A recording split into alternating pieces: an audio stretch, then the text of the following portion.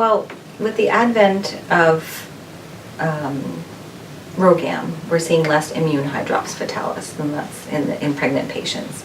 And so when a fetus is noted to have fluid or ascites develop in utero, and they're diagnosed with non-immune hydrops, the list of disorders that can cause that is narrowed significantly.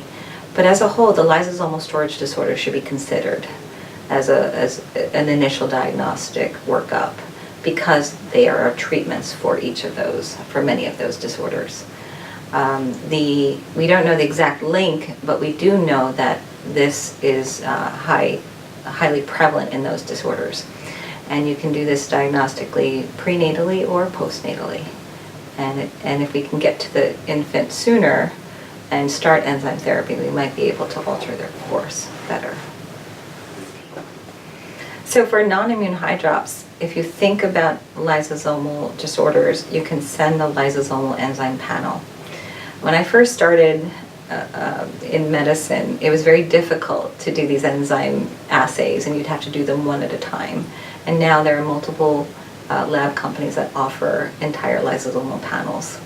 And it makes it a lot easier for the non-specialized physician to find these disorders. So if you're in maternal fetal medicine, OBGYN, the neonatal ICU, wherever you're seeing infants, you can ask your geneticist or simply send a lysosomal panel. Now, in certain states, there are movements towards newborn screen.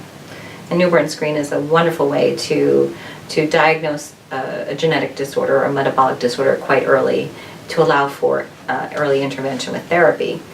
And so there is a movement to start screening the lysosomal storage disorders. And we do it here in New York as a pilot program.